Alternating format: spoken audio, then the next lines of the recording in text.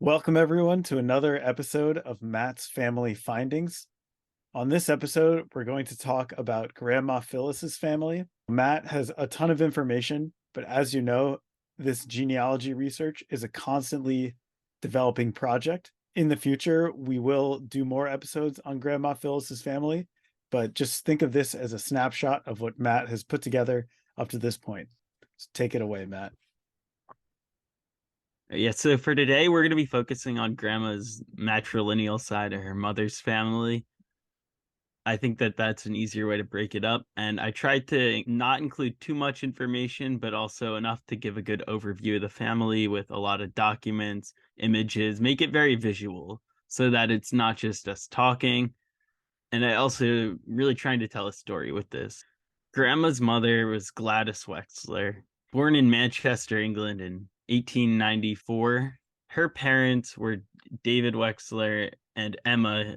As you can see here, Gladys on the right and her mother sitting next to her. So Do Gladys's you have parents, any context for these pictures, Matt? Do you know where they would have been taken and what was the context? I am not 100% sure about the first one here or even the one on the left because the one on the left is in fairly rough shape. It doesn't have a backing. I can actually tell you a bit about the one on the right, though, And who is that? because that's a David Wechsler, who is Gladys's father or Grandma Phyllis's grandfather. I actually did a little research into like this image in particular, just the name at the bottom, M. Gutenberg, just about how he was a prominent photographer in England at the time, and all the photographers often like this is how their photos would look. Actually, I don't know if the proper name is photo, but whatever it is called, they would often have their signature name like at the bottom. And if you look at the back, it's a very cool graphic design and advertising themselves. And if you look up the name, you can find a lot of examples of very similar photos of him, or not of David Wexler, but from this photographer. It's really interesting to see like, oh, these are all these other people that were also in the same place at that time getting their photos taken. And going back, like the outfits that people would wear when they're getting a picture aren't necessarily representative of what they'd be wearing normally. A lot of it is props or it clothes to look more prominent.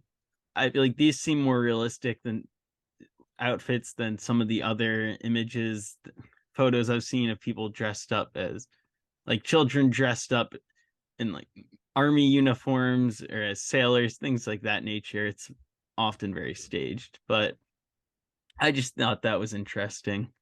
Yeah, so as I was saying though, the family lived in Manchester, England for a time. I was uncertain much about them other than that they'd been in England and then came to the US and that Gladys's father had died in England before coming here. Yeah, after a little digging though, I was actually able to find David's grave online, like an image of it under the name Hirsch, which is his middle name. But if you look at the Hebrew name here, it's David Tzvi ben Levi Yitzchak, and Tzvi is actually the Hebrew equivalent of the Yiddish name Hirsch. They both mean some sort of deer or stag. So that was a very common name for a lot of people, like to have if they're Tzvi, it was their Hebrew name, they might be Hirsch is the name that they'd go by. And if you look here, it gives the date of death, who died October 28th, 1895, aged 45, which means he would have been born in 1850. So this is Grandma's grandfather, and it actually gives a lot more information though than just his name and his father. It gives the location in Romania where they're from, and it says David Tzvi ben Levi Yitzchak Wechsler Iasi, meaning from the city of Iasi or the region of Iasi in Romania.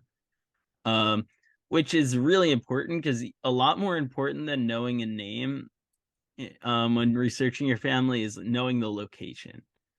Because if you don't know where they're from, even if you know the country, oh, they were from Russia or they were from Poland or this or that, you really want to be able to narrow it down, and anything that can help with that is really important. So that was really nice. And there's also a long poem, like a 7-line poem, the bottom that I had translated by a like very helpful person line.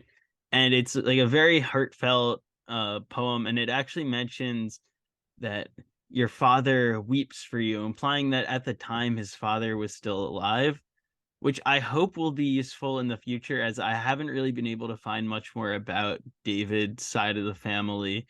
But Gladys's mother, Emma, that's where we're going to kind of focus on the rest of this. So this is an incredible find, Matt. And the next time I'm in England, I'm definitely planning on making my way out to Manchester if possible and trying to visit this grave because it's such a monumental pillar of our Mhm. family history. And it's amazing that you were able to track it down and get so much information from it.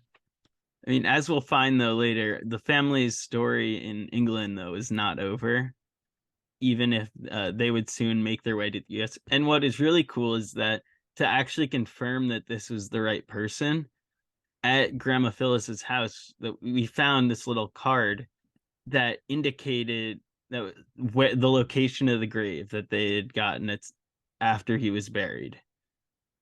So we actually have like a connection in our possession to that grave. And shortly after, the family, within a couple of years, immigrated to the United States. The form on the right is Max Wechsler, so Gladys's older brother, his um a declaration of intention for naturalization in the US. I included this because it gives an approximate range of immigration, which he puts down as um, October 16th, 1898. I have looked through all of the manifests from that date of the ship name he gives and have not found them. So I don't believe that's a correct date, and which is very common because if anyone who came to the US before 1906 didn't wasn't required to provide a confirmation of like the form of immigration and everything, but people who immigrated after that, they have like with their naturalization forms, there is a card that will give the detailed like, information of when they immigrated and on what ship, and that's been verified by like the authorities there. But just to give the approximate range of when they came, I thought it's very useful to see this. Not to mention, it's just very cool to see if you go back to Yeah. the immigration document. So at the bottom, you can see that not only does this ask them to renounce their former country and ruler, but at Hmm. the very bottom, there are some sentences that really show the fears of the time, in which they Hmm. have to pledge to not be an anarchist and not a polygamist, nor a believer in the practice of polygamy.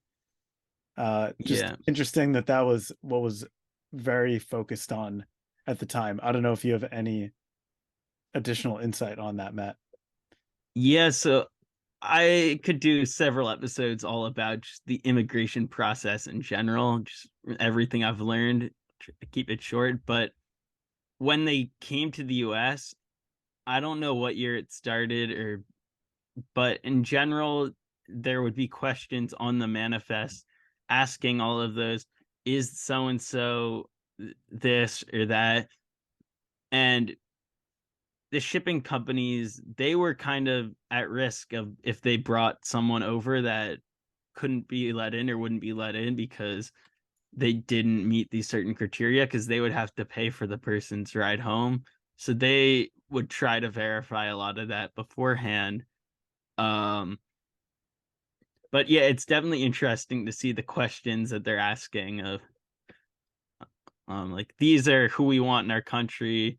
How I wanted to transition was then, even though they came to the US, we're almost going to go backwards to now try to find Emma's family going back. So as I said before, Gladys's mother um, was Emma, and as you can see, Gladys is the informant on this. Gladys Lacashman, as she at this point had married Grandma Phyllis's father, Morris Lacashman. shown relation to the deceased daughter, gives the address, um, and all the information about burial.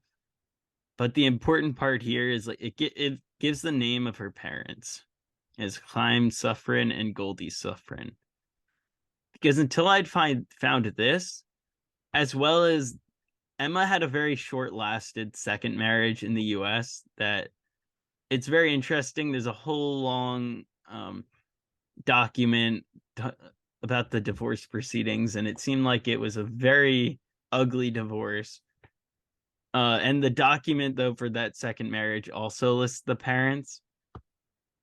But now that we know these, and I didn't know the last name until I'd found these, so I didn't even know where to look. But now this at least gave me a grounding of, oh, let's find Sufrin from Romania.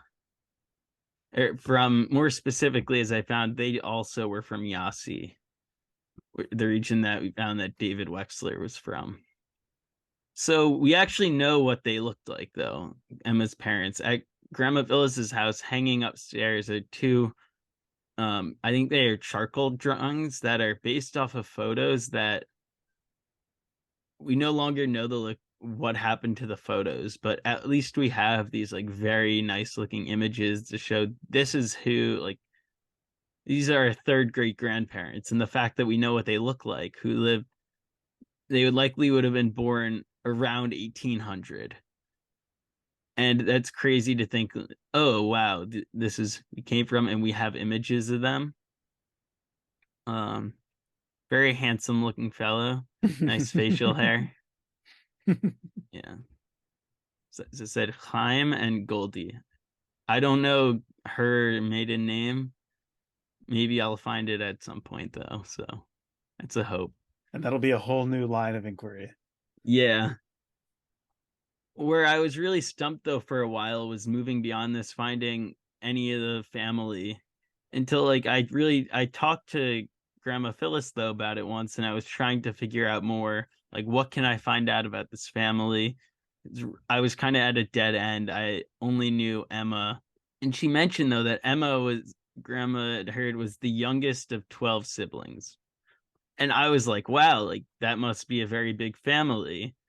Why can't I find any of them?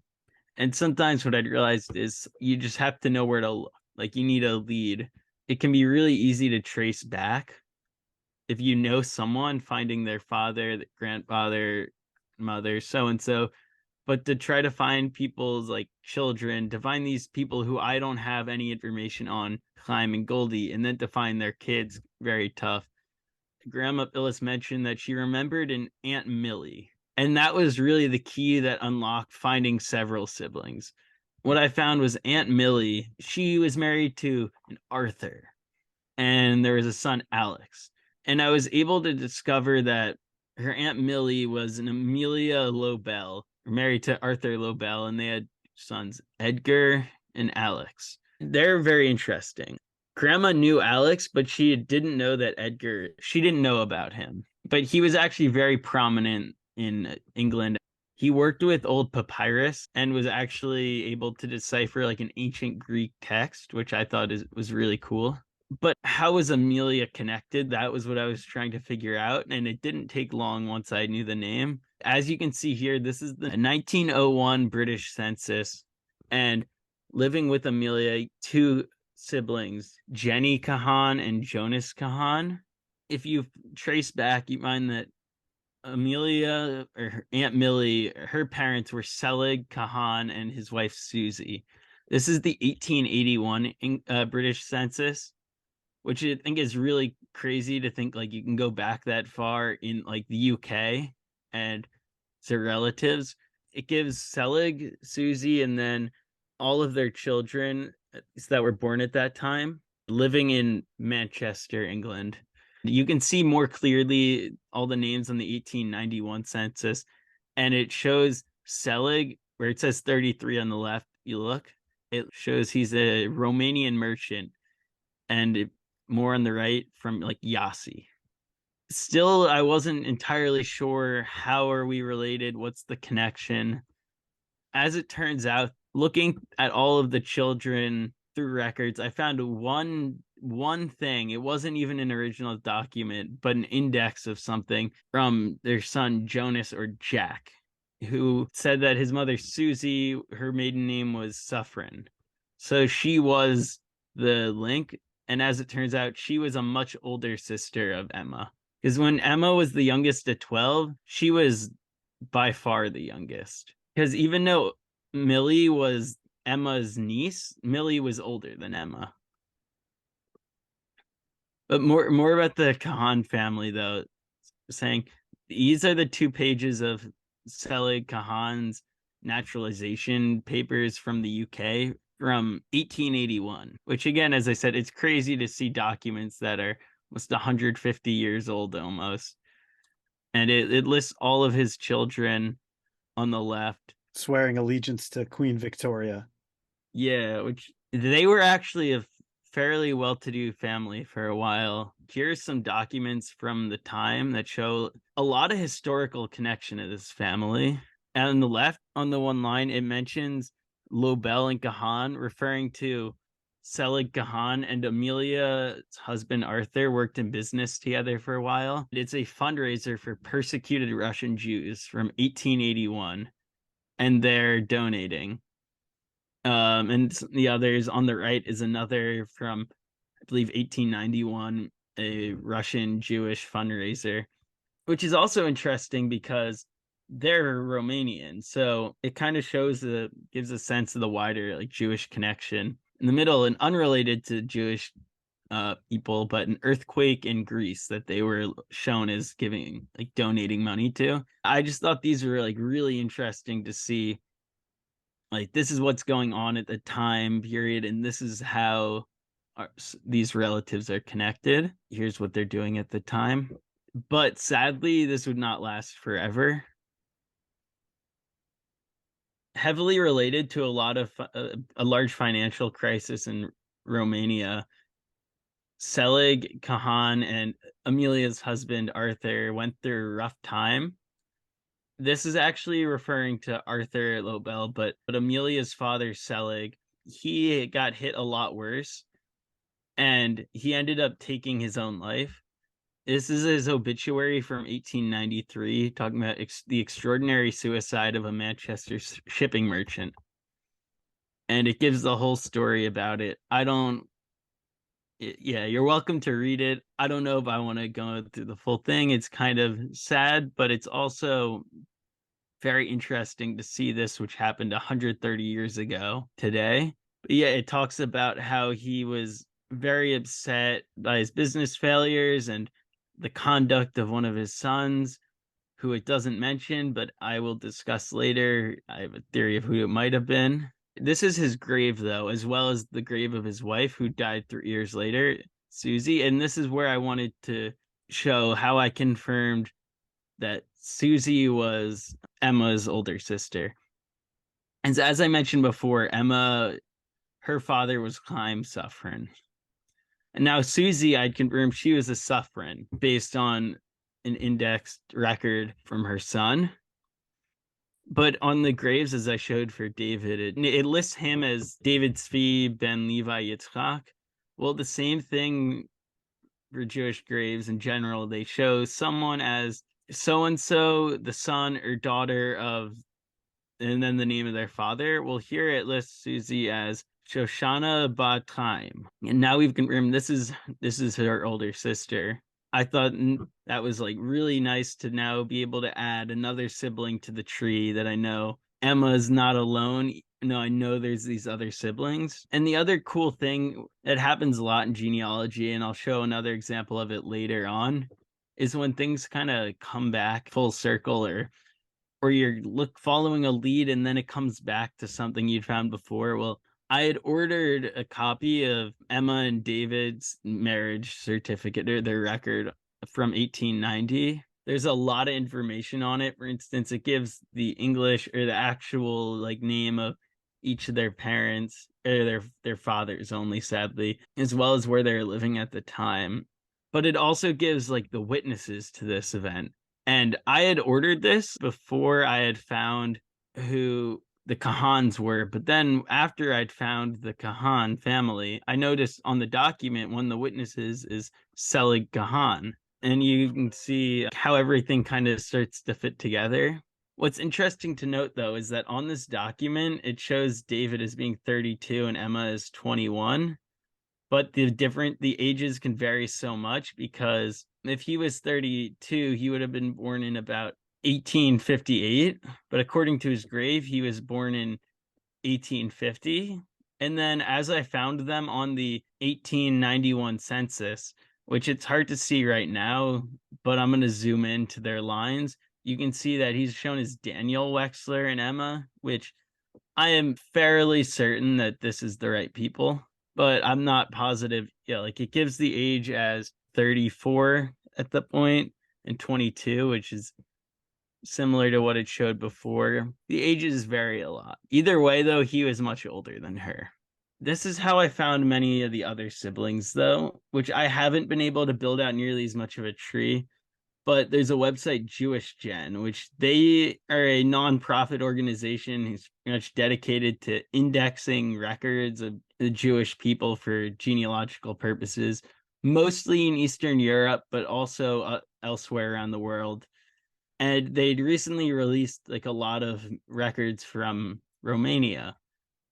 And I was able to find at least four people who I can say with a high level of confidence are siblings. I have also managed to locate a couple potential siblings, but none are verified, except there's one, a John Sufrin, who was lived in San Francisco. After business troubles in England, Amelia Lobel and her husband moved to the US with their one son. Well, they came with both sons, but one moved back. And on the manifest, it lists them, their destination, as going to a John Sufrin in San Francisco. Talking to Grandma, she did mention that, like, she remembered that Emma had a brother in San Francisco that wanted her to come out and live with him. There's very little information about him, but these are here were really useful for finding people. The one that was the most important, though, is the one in the middle for Moishe Goldenberg and Matilda Sifrin or Suffren. There's a lot of spelling minor changes, but they're all very similar grammatically, and they're all son of Chaim and Golda or Golda Ruva Reza. Matilda, the one in the middle that I had shown, her family actually came to the US in the 1890s or 1889, I believe. This is the 1889 ship manifest part of it, showing her family, which you can see from line 9 down to down a few lines. And then this is on the 1900 census. Now, what was really cool about finding them was that I was looking at the names. I'd found on the census, I'd managed to locate this family after they'd come to the US, and I'm looking at the census and I'm like, wait, this seems very familiar. And then what I'd realized was their family, who's the family living right next to them? It's Emma Wechsler with her children Max and Gladys.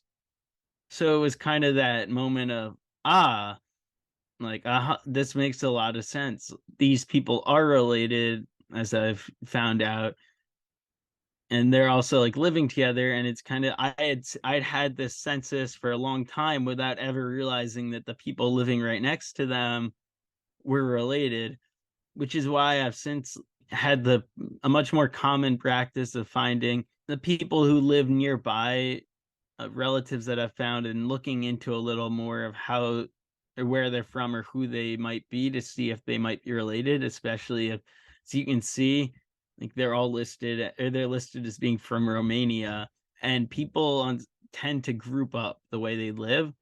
So you're often going to find, oh, these 5 families from Romania were all living right next to each other, and with like other countries as well. And that can really help you find potential relatives. Here, I wanted to show a bit more of a tree of at least the 4 main siblings that I've found a lot about, or a decent amount about. So, excluding some of those that I just found the indexes for marriage records, like the oldest one, Susie, with the Kahan family. Radford, they had 9 children. I found 4 children for Morris and Matilda, or the Goldenbergs. And then David and Emma, which would be our branch of the family, they had 2 children, Max Wechsler and Gladys, who was Grandma Phyllis's mother. There's a lot more about each of the families, especially the Khan family that I've found, especially with their one son, Jack, who was born Jonas. I can pull up a couple photos if that's. You're on fire, Matt. Matt was explaining to me how this part of the family is the branch that he has the least information about. So if you're enjoying this episode, there's a lot more where this came from on all different sides of our family. They're definitely gonna have to be broken down more in the share their ones. But the son of the Kahan family that I definitely think is by far the most interesting that I found is their son Jack Kahan. He moved to Paris early in his life, where after a whole series of different things, publisher of erotic books, things that would generally not be favorable in a lot of places, but in Paris were much more common and not as looked down upon. A much But more he, laissez-faire culture, if you yeah, will. he married a woman, Marcel Gerodius, non-Jewish, and he then had several kids. He had 2 children that were specifically very interesting. His oldest son, Maurice Gerodius, who kind of continued what he did of publishing books. And although they had some interesting careers in terms of publishing the books, they were also very instrumental in battling anti freedom of speech laws in the UK and the US, who were really trying to keep out the books that they were publishing. And they had very interesting lives. Now, his other son, though, was a very different. Eric Kahan, he passed away a few years ago. He was actually the person in charge of the French subtitles for the Star Wars movies. So if you've ever watched Star Wars in French, which I'm sure many of you have, he was the one responsible. Yeah, so a very interesting connection. I mean, that's most of what I prepared specifically for this. There's a lot of other minor things, but if you just want to, if you have any questions, I'd be happy to answer. I don't have any immediate questions off the top of my head, but to everyone viewing this, please reach out to Matt with any questions you have about any of this information, whether it's more information on what our ancestors were doing in the UK or about some of these publications from our relatives who wound up in France. Matt has some very juicy stories for you. As you know, this is our first actual podcast, so give us any free feedback, constructive, and try to keep improving them as we go on. And if you have any questions, let me know. If you'd love to see more of the documents or see them again, I have them all and a lot more. Yeah, and I'd love to share. So, In particular, let me one thing we know. would love is for anyone to share stories with us. So whether you want to record yourself telling a story or hop on a call with us, either Matt or myself or both, and you can share the story, and then we'll either release that as its own episode or we'll end up editing that in to a future Mhm. episode. So the more of these stories we can record and build up, the more we can splice them into future episodes and make these even more exciting Mhm. multimedia, multi family member experiences. Thank you very much. Thank you, everyone. Catch you next time.